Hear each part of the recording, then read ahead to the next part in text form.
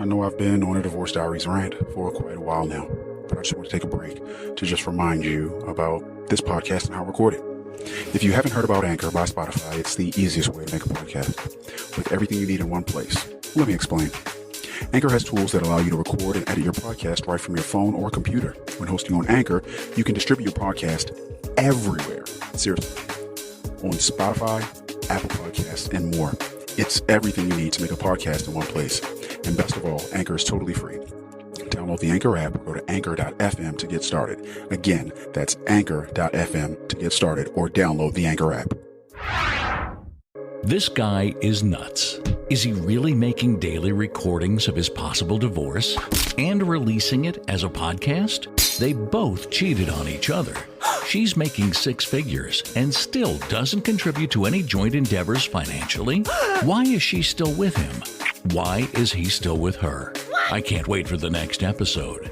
This helped me be a better wife. So this is how men think. I hate my husband less now. I understand my wife more now.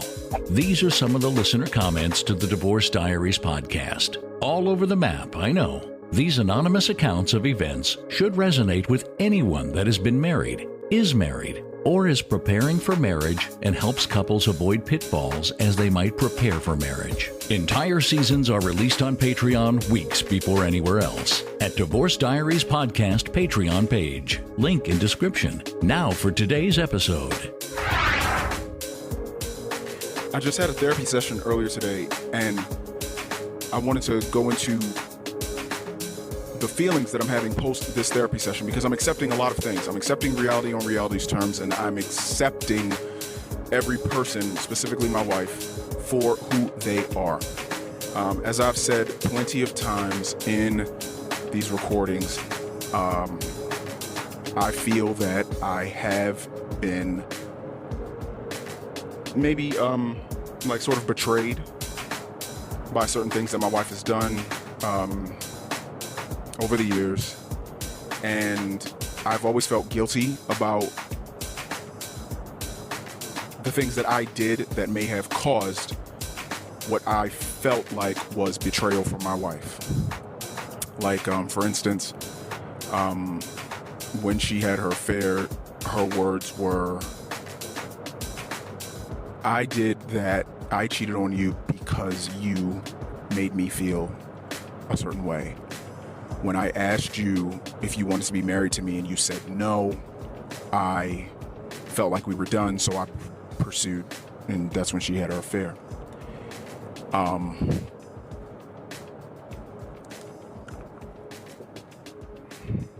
My perspective on all of that before was, man, maybe she's right. I did that, and maybe she was. And from her perspective, which is totally okay for her to have, I just, I told her something and she acted, and okay. I'll let whoever's listening to this diary entry determine if they personally feel that is right or wrong for them. But it took about 5 years for my wife to say that she was sorry for what she did. She said she was unable to separate her feelings from what she felt I did to her, but she felt like she was dead wrong. And she said those words. And I didn't even realize that 5 years had gone by,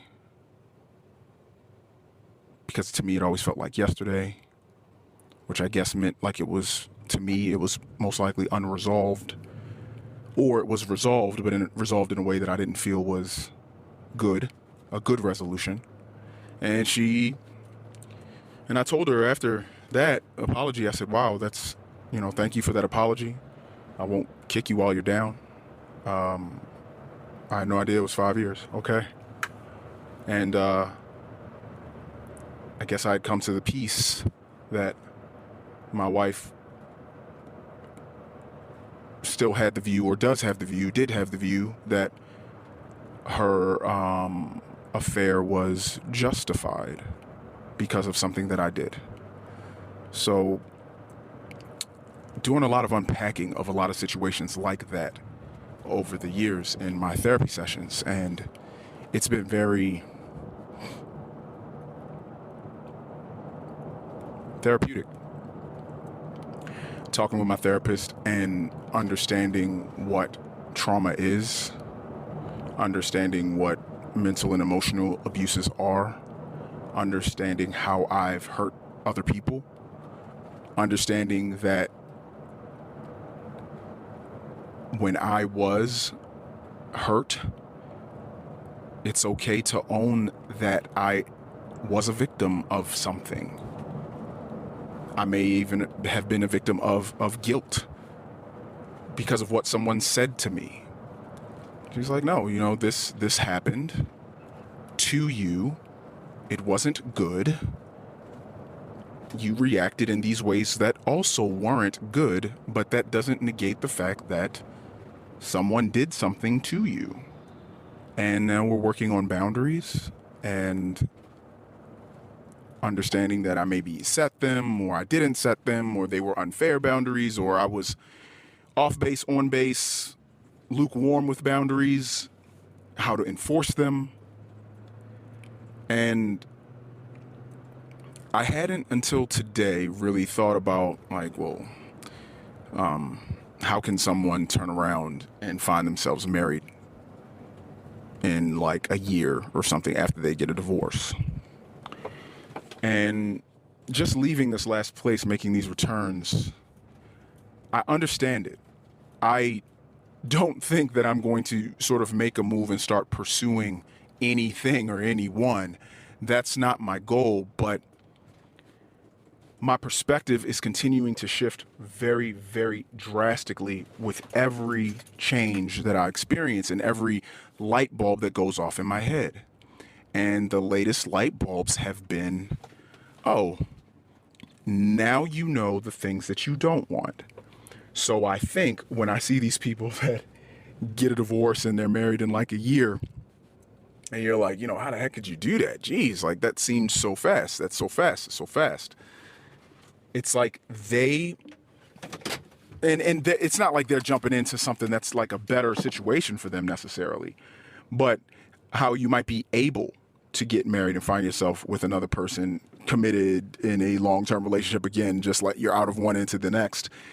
It's like, well, I have 10, 15, 20, 30, 40 years of this is what I don't want. And I know I'm hypersensitive to all the things that I don't want or like. So as soon as you find a person that doesn't check those I don't like boxes, you're probably going to be open to, especially if you might be a little bit impulsive, you might be really open to jumping into something new really quickly and trying to get yourself back to what you might feel the quote unquote status was of the last relationship. If you were married for 20 some years and then you got a divorce, you still wanted to be married maybe, and you want to be married maybe. So when you meet someone and things are going well and you're thinking, hey, I'm in my mid 50s now. What the hell am I waiting for? Let's just get married and, we'll do it. We'll tie some things up with some prenups or whatever. I don't really know. But then, and the other person's like, oh my gosh, I can't believe it. I must not have meant anything because they were able to get married in less than a year after we divorced. How could they? We were never as close as I thought, because if we were, it wouldn't have been so easy for the other person to move on. I think I'm looking at it a little differently. Maybe it's quote unquote easy for the other person to move on because the other person, who knows what the other person was thinking or doing? That's one. So you don't really ever know. But two, if the other person, let's simplify this. If the other person was a meat eater and you are a vegan, and your ex was never able to go to Texas Roadhouse and have a steak or Outback Steakhouse or some seafood shack or whatever, every time you guys went out to do what your ex might have felt was a very awesome thing, breaking bread together, eating together, and they were never able to do that with you with cuisine that they also enjoyed, it may be like a person in the desert when you see that bottle of water and you're just like, oh my gosh, I just want that bottle of water. I want to drink that and they're so open to the newness of being able to sit across from someone, next to someone, having a dinner where they're both talking about, this is a great medium rare ribeye, isn't it? Yes, it's so good. I love it. I had a really good dry aged one at this other restaurant. Oh, that was so good. Don't you love it? I do. I've never been to that place. We should go and try it. Okay. Now you're seeing this future sort of unfold, and you're seeing this new life where, wait, am I going to be able to sit down and have a good steak with wow, I was never able to do that. And you find that the person likes a red wine as well. And wow, this person, you're nothing like my ex. You're nothing like my ex. And that song probably reverberates through your system.